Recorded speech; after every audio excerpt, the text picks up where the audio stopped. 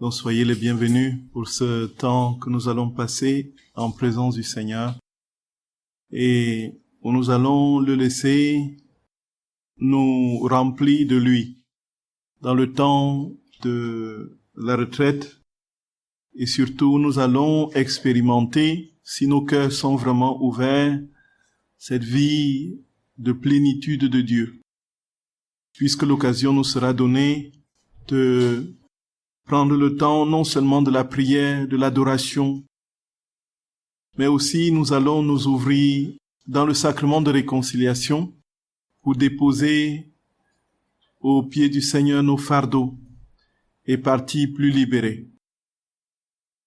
Donc je vous exhorte instamment et humblement à ne pas laisser les grâces nous échapper.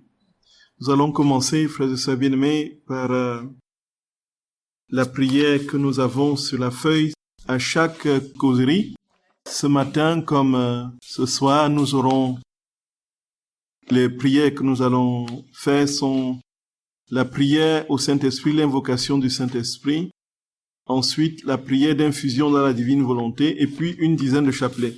Ce sera notre prière avant chaque causerie. Voilà. Au nom du Père et du Fils et du Saint-Esprit. Amen. Viens, Esprit créateur, visite l'âme de tes fidèles. Je vous salue Marie, pleine de grâce. Le Seigneur est avec vous. Vous êtes bénie entre toutes les femmes. Et Jésus, le fruit de vos entrailles, est béni. Sainte Marie, Mère de Dieu, priez pour nous pauvres pécheurs, maintenant et à l'heure de notre mort. Amen. Gloire soit au Père, et au Fils, et au Saint-Esprit. Comme il était au commencement, maintenant et toujours, et dans les siècles des siècles. Amen. Ô mon Jésus, pardonnez-nous nos péchés, préservez-nous du feu de l'enfer, et conduisez aussi toutes les âmes, spécialement celles qui ont le plus besoin de votre miséricorde. Ô Marie conçue sans péché, Priez pour nous qui avons recours à vous. Ô Marie conçue sans péché, Priez pour nous qui avons recours à vous. Ô Marie conçue sans péché, Priez pour nous qui avons recours à vous. que par la miséricorde de Dieu, les âmes des fidèles trépassés reposent en paix. Par la miséricorde de Dieu. Amen. Au nom du Père et du Fils et du Saint-Esprit. Amen. Voilà, chers frères et sœurs bien-aimés, je voulais avant tout vous remercier chaleureusement pour votre présence ici pour ces 4 jours de communion avec notre Seigneur dans la divine volonté, où nous allons d'une manière particulière aller de profondeur en profondeur dans cette grande grâce du cadeau de la divine volonté qui vient faire aux créatures aujourd'hui et qui va, comme un brasier, embraser le monde et puis amener le règne de Dieu sur la terre. Le Seigneur nous dit qu'il va, d'une manière incontournable, incontestable, infaillible, faire advenir son règne. Il a dit que rien ne peut l'empêcher de le faire. Rien, absolument rien. Et tout simplement parce que dans le dessein qui était le sien, l'homme ne devait pas se séparer de lui, comme nous le savons. Et nous allons, frères et sœurs d'amour, comprendre comment notre Seigneur nous dit comment il va nous faire advenir, faire entrer dans ce royaume, le royaume de la divine volonté, qui commence déjà ici sur terre. Voici que le temps que nous allons prendre avant chaque causerie de prière, frères et sœurs d'amour, c'est ce temps d'imprégnation. Ce temps de prière est absolument indispensable. Je voulais qu'on le souligne. S'il n'y a pas de vie de communion, d'intimité, de prière, il n'y a pas de présence de Dieu possible. Le Seigneur siège au milieu, justement, de la louange de son peuple. Et lorsqu'on l'invite, effectivement, même si les actes dans la divine volonté sont déjà des prières, et bien plus que des prières, ce sont des vies divines que nous produisons, nous aurons l'occasion d'en parler, Le temps que nous prenons pour nous mettre en présence du Seigneur et implorer, invoquer son esprit et demander par le secours de la très sainte main de nous couvrir de son manteau maternel pour nous, c'est un temps qui nous conditionne et qui nous met justement dans les dispositions requises pour que le don de notre Seigneur nous soit donné et que cette vie commence à couler en nous de manière pérenne et profonde. Frères et sœurs d'amour, merci. Merci pour votre amour du Seigneur. Vous avez compris en sacrifiant ces jours-ci que Dieu est premier servi d'une part, que Dieu est celui qui est seul capable de nous combler. Merci de tout cœur. Et merci pour votre invitation ici à Cayenne, en Guyane. Merci à Marie-Claude et Christiane qui se sont débattus pour que ce temps soit possible. Et merci, frères et sœurs d'amour, pour ce que notre Seigneur nous donnera ces 3-4 jours que nous allons passer ensemble.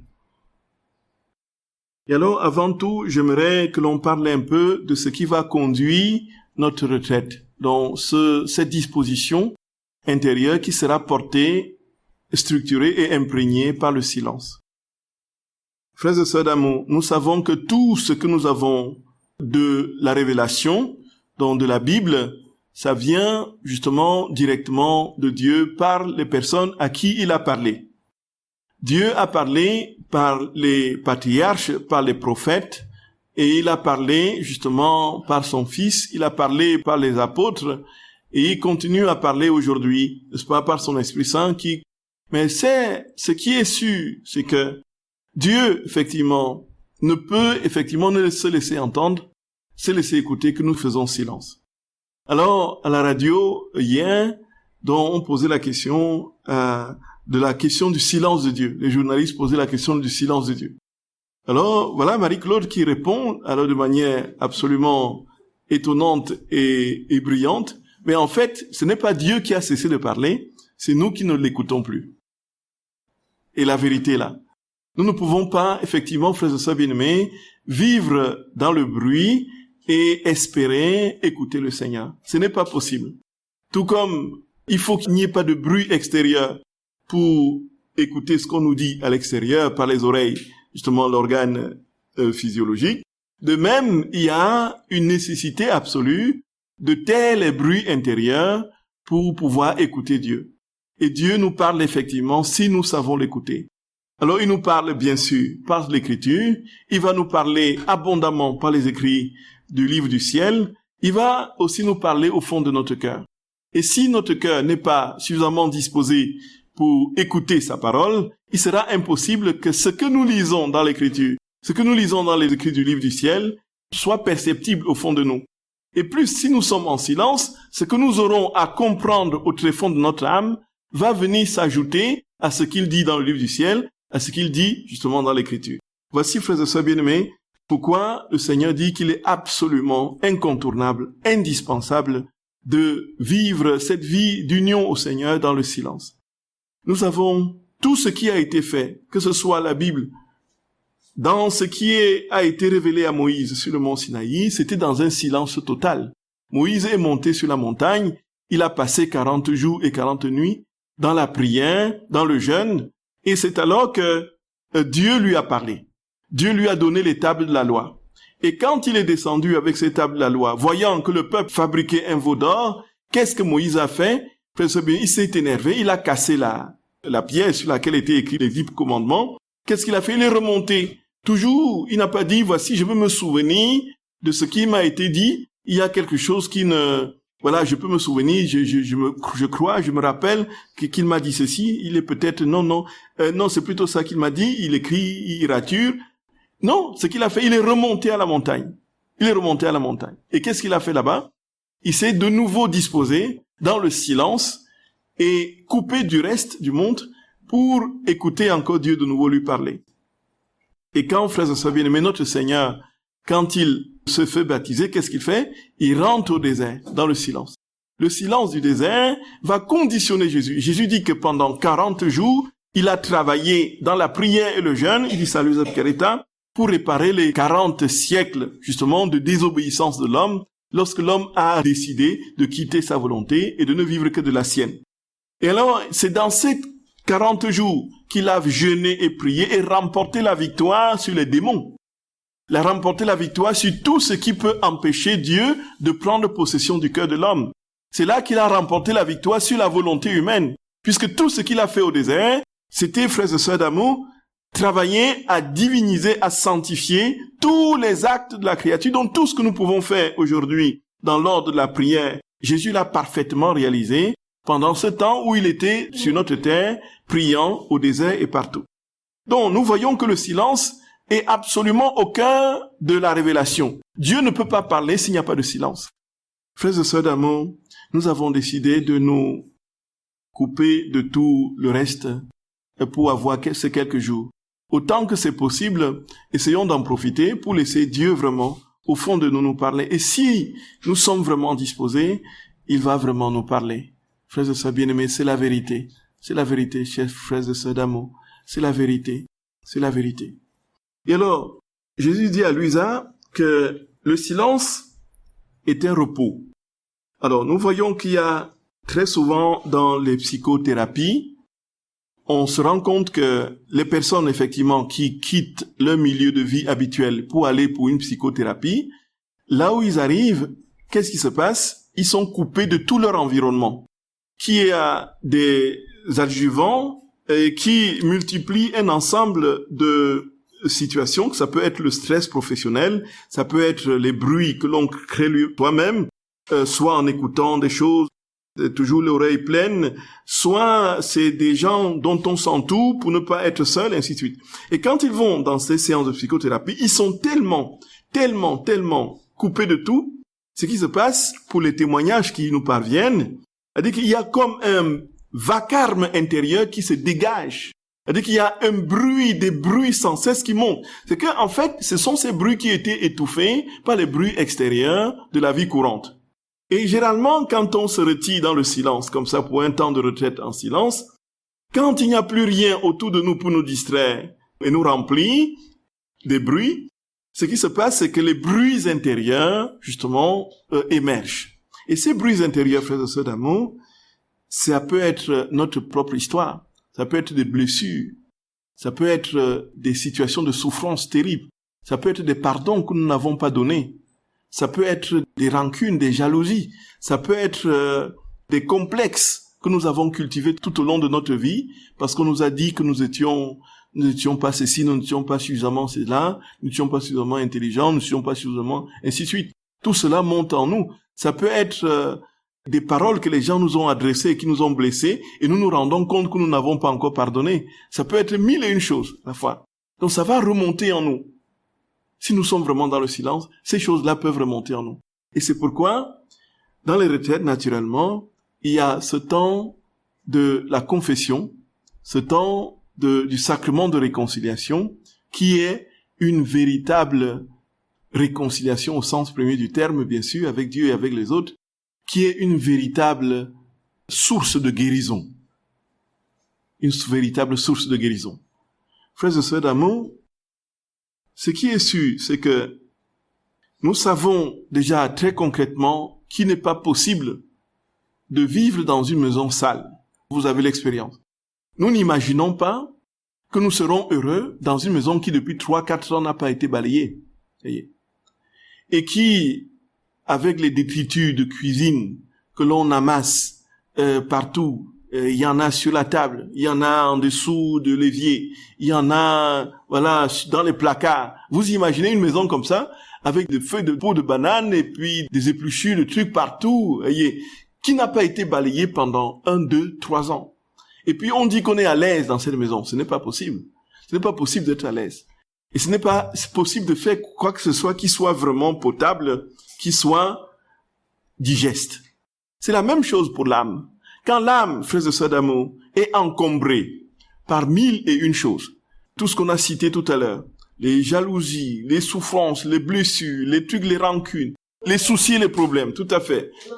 Tout à fait, les angoisses. Tout à fait, exactement. Il n'est pas possible, effectivement, que nous soyons dans la paix et que nous écoutions le Seigneur ou encore que nous vivions quelque chose de lui. Ce n'est tout simplement pas possible. Et Jésus dit, frères et sœurs d'amour, qu'il est absolument indispensable que le cœur soit dans le silence, dans le repos. Jésus le dit à Luisa Picaretta dans plusieurs passages. Et c'est là que Jésus trouve le moyen de venir nous guérir. Alors il prend l'image, dans le tome 7, je crois, il prend l'image du soleil qui brille sur de l'eau, sur la mer. Le soleil est en haut.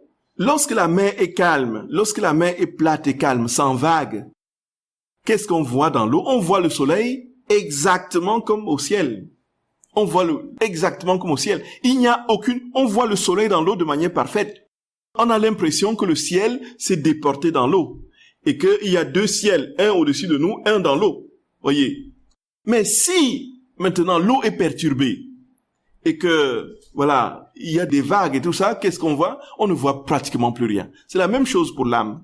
Quand l'âme est dans la paix, dans le repos, quand l'âme est profondément guérie et restaurée, quand l'âme est dans une communion véritable avec le Seigneur qui fait que elle ne se reproche rien et que son cœur est tout à Dieu, cette eau qui est calme, qui est au plat et qui voit le reflet du soleil de manière parfaite, comme en réverbération en elle.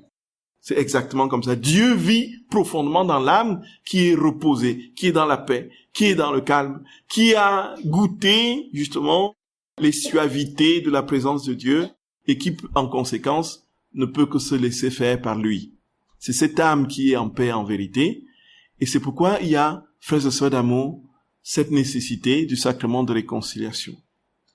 Et comme j'aime à dire pour mon propre témoignage, j'ai énormément dans ma vie connu tellement de difficultés que c'est le sacrement de réconciliation qui a guéri mes blessures et la divine volonté est venue se placer dans mon âme. Voilà. C'est ça. Je ne veux pas dire que je suis déjà de manière permanente dans la divine volonté, ce n'est pas ça. Ce que je veux dire, c'est quand je me suis confessé et quand j'ai porté toutes mes blessures au Seigneur, toutes mes souffrances, tout ce que j'ai enduré comme. Et après, j'ai commencé à vivre dans la divine volonté. Ma vie a commencé progressivement au point où aujourd'hui, les angoisses qui étaient pratiquement ma nourriture, dès le matin, je me levais avec des bouffées d'angoisse quasiment insupportables. Et puis, il fallait que je trouve absolument une solution dans mille et une choses pour me distraire, pour ne pas vivre les assauts de cette angoisse absolument terrible. C'était des assauts, voyez. Et je m'inquiétais pour rien. Il suffisait qu'une mouche passe pour que je commence à trembler, voyez un peu. Tellement j'étais fébrile intérieurement et complètement. Et alors, en demandant chaque jour au Seigneur, dans la divine volonté, viens Seigneur, viens faire ceci, viens faire cela, viens manger, viens boire. Des choses apparemment anodines pour lesquelles on ne voit aucun fruit extérieur immédiat. C'est là que ma vie a commencé véritablement à se transformer et les angoisses ont ont été pulvérisées. Reste encore des petits restes, justement, liés à mon humanité et au fait que je ne suis pas encore permanemment dans la divine volonté, mais par rapport à avant, c'est le jour et la nuit. L'eau a coulé sous les ponts. C'est pour dire quoi, frères et sœurs bien-aimés? Que le sacrement de réconciliation, c'est un sacrement de guérison. C'est Saint Padre Pio qui dit que la confession régulière, n'est-ce pas, active en nous la conversion, n'est-ce pas, entretient la délicatesse de l'âme, fortifie dans les tentations et nous permet de lutter contre les démons.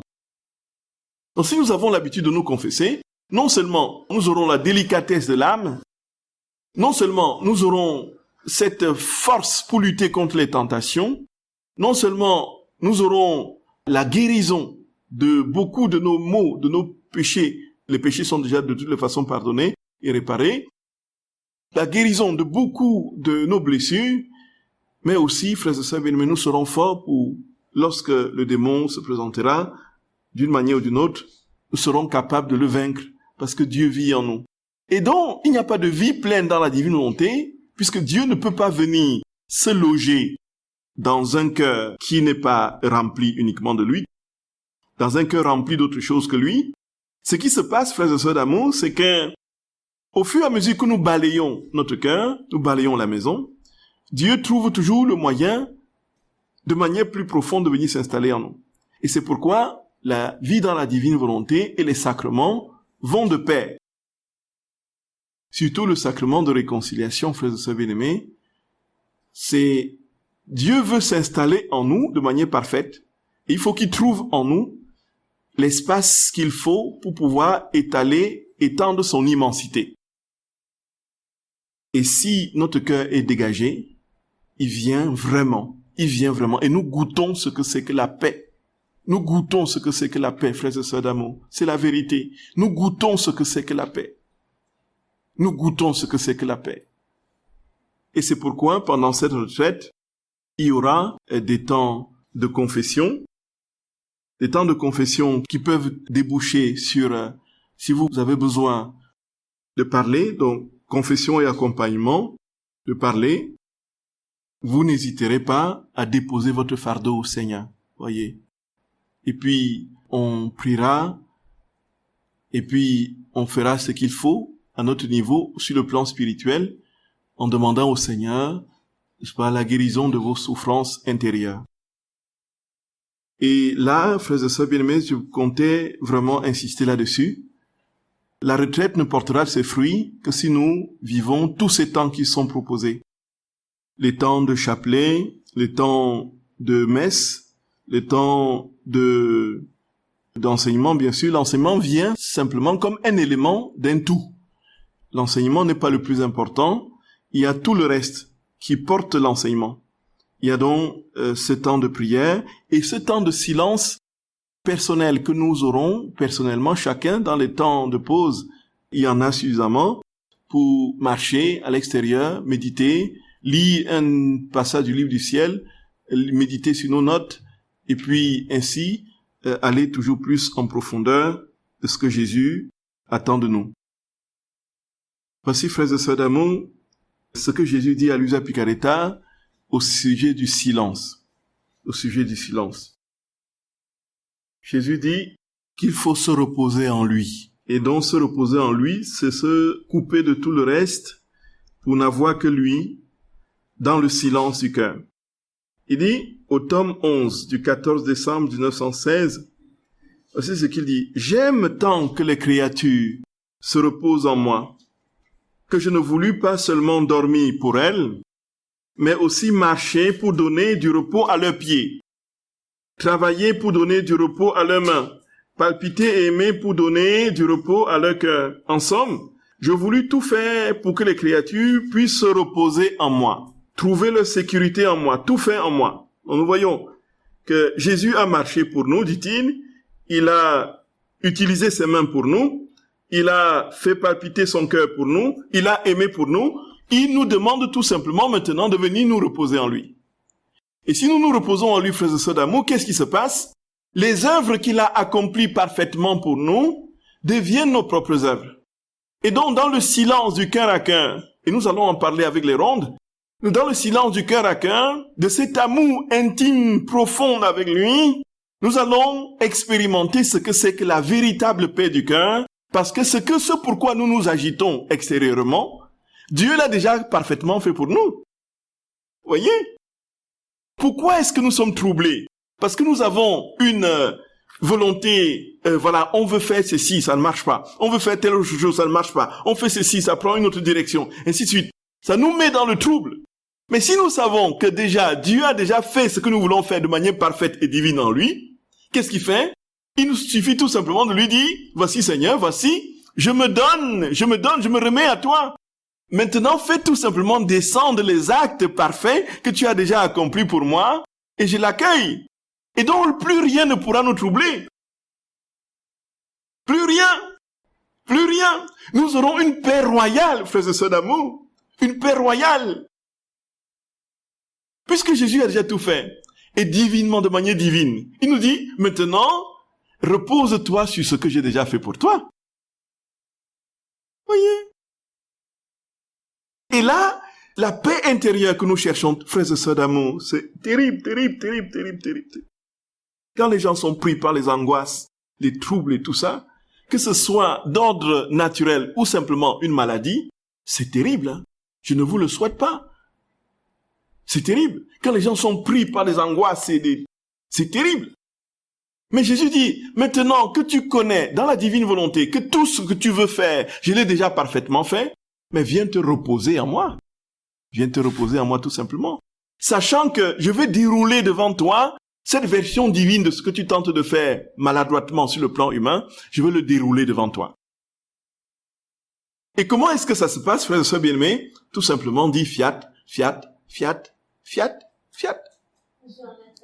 Tout à fait. Que ta volonté soit faite. Que ta volonté soit faite. Que ta volonté soit faite. Voyez? Et alors, frères et sœurs d'amour, ce qui est absolument inouï, ce que Jésus nous dit, mais tout ce que j'attends des créatures, c'est qu'ils viennent se reposer en moi. C'est qu'ils viennent se reposer en moi. Frères et sœurs bien-aimés, nous savons, nous voyons, quand les mamans portent leur bébé, que le bébé, qu'est-ce que le bébé a encore comme souci? Qu'est-ce qu'il a comme souci? Quand il a la tête reposée sur le cœur de la maman, aucun souci, le bébé que le monde croule, qu'il y ait tremblement de terre, qu'est-ce que ça lui importe? Il est sur le cœur de sa maman. Jésus dit, viens te reposer en moi. Le temps de retraite, frères et sœurs d'amour, c'est un temps de repos en Dieu. Nous reposons en lui. Voyez. Et puis, il dit, au 20 juillet 1926, je crois que c'est au tome 19, ma fille, tu dois savoir que ma parole est travail, mon silence est repos. Et non seulement ma parole est travail pour moi, mais aussi pour toi. C'est ma façon habituelle, après avoir travaillé, je veux prendre un repos au milieu de mes travaux. Ils sont le lit le plus doux dans mon repos. Comme tu as écouté ma parole et travaillé avec moi, dès lors, reposons-nous ensemble. Alors, qu'est-ce qui se passe? Jésus dit que dans la divine volonté, frères et sœurs d'amour, il n'y a pas de différence entre le ciel de notre cœur et le ciel où il est dans son immanence et la perfection de son être. Dieu est au ciel. Il ne souffre pas avec les bienheureux, les anges, les saints, la Vierge, notre très sainte mère, tous les esprits célestes, frères et sœurs d'amour. Il est au ciel. Il dit que voici, il veut que nous soyons son ciel.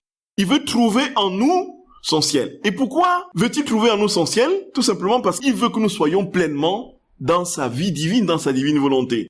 Et quand il trouve en nous son ciel, qu'est-ce qui se passe, frères et sœurs d'amour? Il se repose en nous, il a dit. Il se repose en nous. Tout comme nous nous reposons en lui, il se repose en nous. Il dit donc, maintenant, Luisa, viens, reposons-nous ensemble. Reposons-nous. Mets-toi dans mon cœur, et comme je me mets dans ton cœur, puisque je suis tout entier en toi et que tu es tout, reposons-nous. Donc, en fait, le silence intérieur permet à Jésus, à Dieu, de créer cet espace où il va venir se reposer, de faire de notre cœur son ciel. Et donc, si nous sommes intérieurement bien disposés, la confession, la guérison des blessures, des rancunes, des rancœurs, ainsi de suite, et si nous demandons le cadeau de la divine volonté viens en moi, Jésus vient en nous, frères et sœurs d'amour, il trouve en nous son ciel, il se repose en nous, et nous nous reposons en lui. Voyez? C'est inouï. C'est inouï. Frères et sœurs d'amour, voilà la vérité. Voilà la vérité. Jésus dit, je crée l'espace pour que tu deviennes mon ciel. Et cet espace est créé par le silence. Et le Seigneur dit, frères et sœurs d'amour, voici, c'est absolument important que je me repose en toi. C'est absolument important, puisqu'il n'y aura plus de différence entre le ciel qui est en haut et le ciel qui est dans ton âme. Ce sera la même chose, puisque je serai partout heureux. Voyez, frères et sœurs bien-aimés. Quand on comprend ces choses, frères et sœurs bien-aimés, on dit, mais qui sommes-nous, Jésus d'amour? Qui sommes-nous pour que tu viennes dans des créatures finies et pauvres, misérables comme nous, pour établir ton ciel? Qui sommes-nous, Jésus? Qui sommes-nous? Alors, qui es-tu? Et là, c'est là qu'on comprend combien notre Seigneur est infini, tendresse et amour, bonté, en n'en plus fini. Et alors, pour terminer avec le silence, frères et sœurs d'amour, Jésus donne notre enseignement à Luisa Picaretta, c'est au tome 2, du 29 octobre 1899. Jésus dit à peu près ce que c'est l'âme humaine. Il dit que l'âme humaine est comme une maison. Il va détailler les différentes parties de la maison, la fondation, les murs, la porte, ainsi de suite. Mon cher et unique bien, je te demande de me dépouiller de tout, car je vois bien que pour être revêtu de toi, pour vivre en toi, et pour que tu vives en moi, il ne doit pas y avoir la moindre chose en moi qui ne t'appartienne. Plein de bienveillance, il me répondit, ma fille, pour que je puisse venir habiter dans une âme, l'essentiel, c'est qu'elle soit totalement détachée de toute chose. Sans cela, non seulement je ne puis demeurer en elle, mais aucune vertu ne peut s'installer en elle. Donc, la première chose, être détaché de tout. Sinon, Dieu ne peut pas, frères et bien-aimés, venir s'établir en nous et nous ne pouvons absolument rien faire. Donc, dès que l'âme, dit Jésus à Luisa, dès que l'âme s'est dépouillée de tout, j'y entre. Et avec elle, nous construisons une maison. Les fondations s'appuient sur l'humilité. Et plus elles sont profondes dans les fondations, plus les murs seront solides et élevés. Donc la fondation de la maison, c'est l'humilité. La fondation de notre maison intérieure, c'est l'humilité, frères et sœurs d'amour. Et plus ces fondations sont profondes, dit Jésus, plus les murs seront solides et élevés. Alors, maintenant, quelles sont les pierres? Jésus dit qu'ils sont faits des pierres de la mortification et cimentés avec l'or pur de la charité. Les pierres de la mortification. Alors, les pierres, ici, c'est quoi, la mortification, c'est quoi? Bien sûr, ça ne veut pas dire qu'il faut se flageller, dormir par terre sur le caillou, un truc comme ça, comme les grands saints le faisaient, ou bien marcher à genoux sur plusieurs kilomètres pour faire pénitence. Ce n'est pas ça la mortification. Jésus dit, en fait, la mortification, c'est l'effort que nous faisons pour éviter ce qui n'est pas Dieu, pour éviter ce qui n'est pas amour. C'est l'effort que nous faisons pour que Dieu prenne place en nous. Et quand on dit effort, c'est mortification, c'est la mortification des sens dans tous les sens du terme. Non, si je me rends compte que je vais ouvrir la bouche pour parler mal d'une sœur ou d'un frère, alors immédiatement, j'ai dit à Jésus, je me ressaisis, j'ai dit non, je me tais.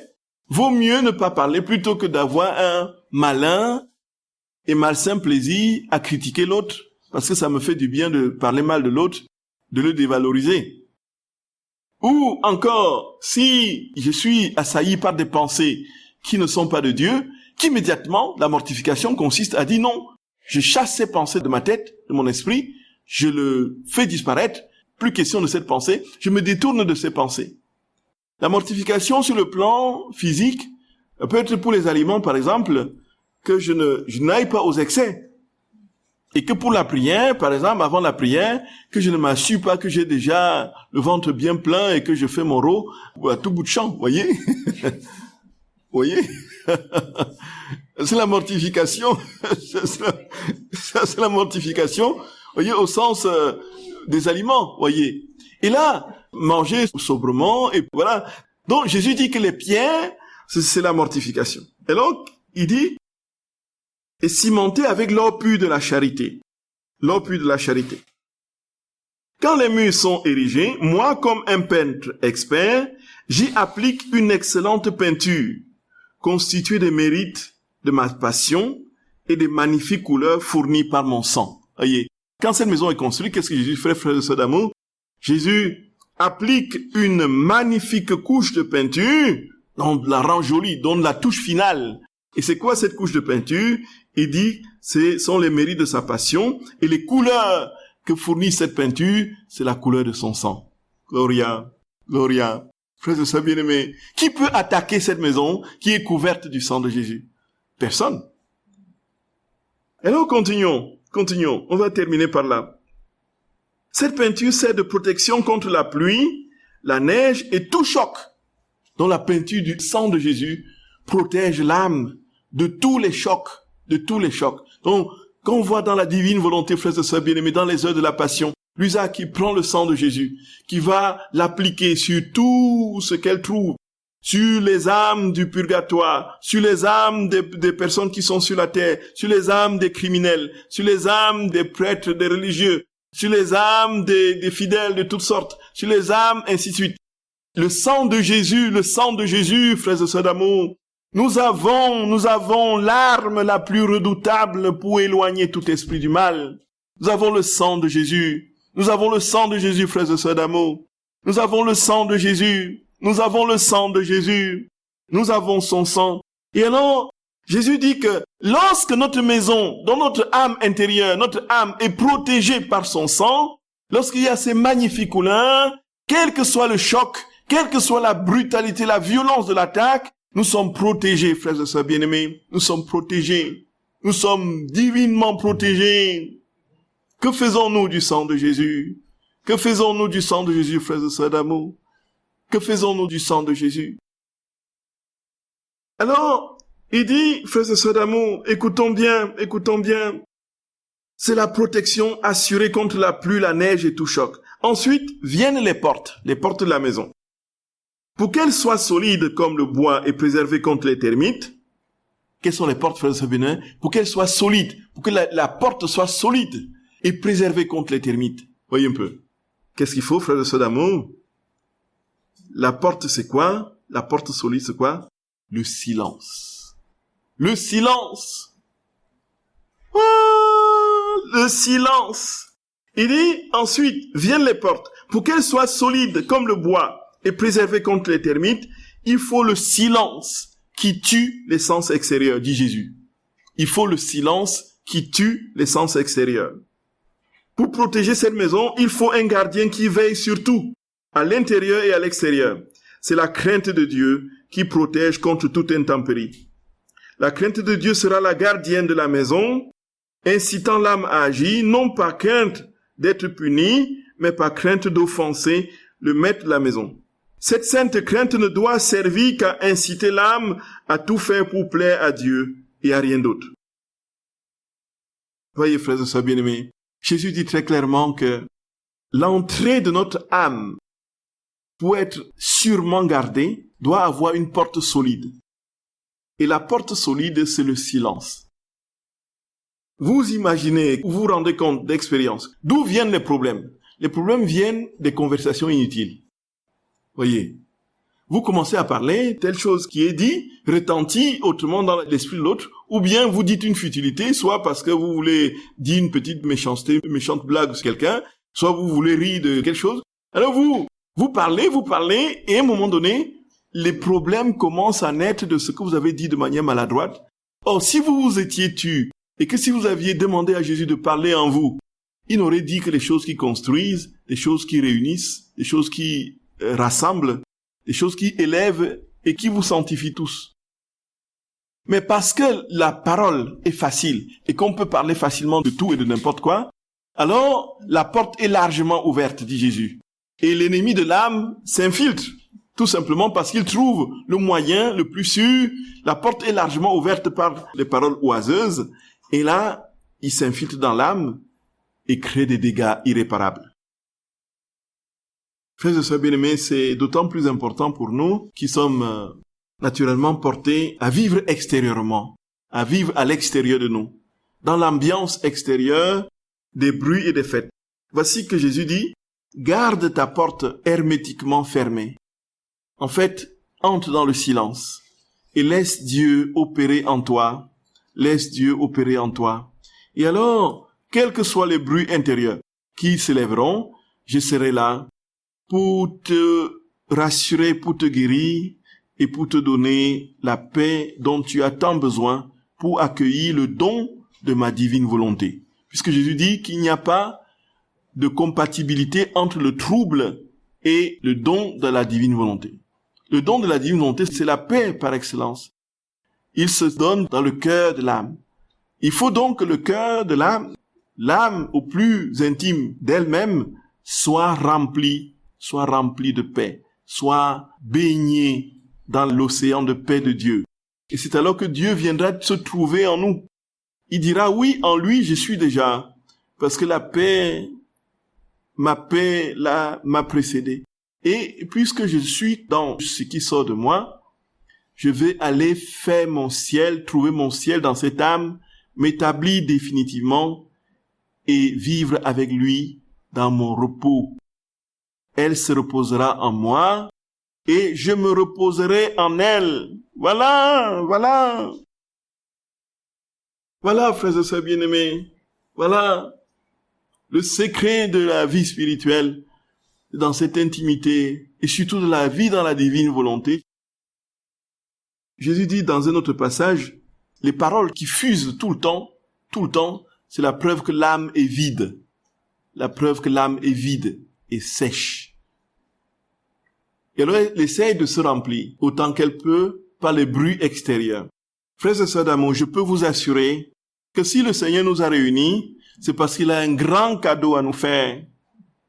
Il a ce grand cadeau à nous faire. Il veut nous donner ce grand cadeau, frères et sœurs d'amour. Croyons-le de tout notre cœur. Il veut nous donner sa divine volonté, le don de sa divine volonté, qu'elle soit permanente en nous. Il va nous la donner, cette grâce. Il va nous la donner pourvu que notre cœur soit disposé. Frères et sœurs, voici en introduction ce que nous pouvons dire. Donc, essayons autant que possible, si nous avons des choses qui montent dans notre cœur, les angoisses, les trucs qui ne sont encore là, y compris même si c'est lié à une maladie, on dépose au Seigneur. Ça ne coûte rien de dire au Seigneur, Jésus, regarde notre sœur, notre frère, accorde-lui ta paix, accorde-lui, voilà, la paix du cœur. Rien, ça n'est pas la mer à boire. Au moins, on aura présenté la situation au Seigneur, libre à lui d'en faire ce qu'il veut. Voici, frères et sœurs bien-aimés, l'importance de la retraite en silence. C'est que c'est le moment où Dieu veut travailler nos cœurs pour que nos cœurs soient de véritables ciels pour lui. Voilà. Et que nous restions dans la paix. Voici ce que nous pouvons dire pour ce matin, avant le temps de la messe. Ça veut dire quoi très concrètement?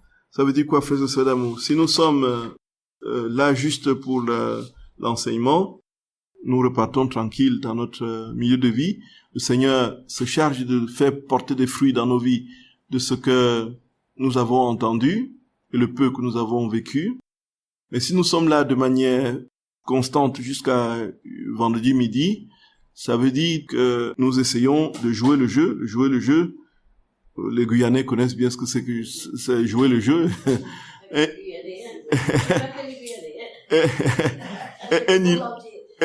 Un illustre Guyanais a parlé de jouer le jeu.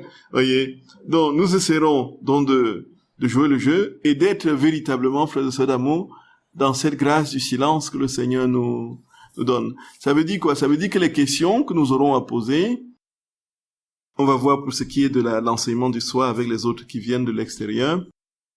Les questions, vous les mettez dans un panier qui sera déposé ici, et puis vous écrivez. Et peut-être on verra pour ce soir s'il y a possibilité au début de l'enseignement, si les gens ont les questions, qu'ils écrivent et qu'ils les mettent dans le panier pour ne pas perturber le silence de ceux qui sont là. Et puis on va répondre aux questions ce soir. Donc chaque jour on répondra aux questions. Ça veut dire que les repas sont en silence et que ensuite dans les couloirs nous essayons vraiment de nous sourire pour dire bonjour. Et puis nous prenons le temps derrière, dans le silence de notre cœur, pour lire un écrit ou bien sous un refuge derrière ou en marchant, ainsi de suite. Et puis le silence est déclaré, rompu le vendredi midi. Donc on rompt le silence au repas de midi, le vendredi. On laisse le Seigneur poursuivre son œuvre en nous une fois parti. Voilà, frères et sœurs d'amour, la petite introduction sur le silence. Et merci encore pour votre amour du Seigneur et pour le désir ardent que vous avez d'être tout à lui. Je vous salue Marie, pleine de grâce. Le Seigneur est avec vous. Vous êtes bénie entre toutes les femmes. Et Jésus, le fruit de vos entrailles, est béni. Sainte Marie, Mère de Dieu, priez pour nous pauvres pécheurs, et à l'heure de notre mort. Amen.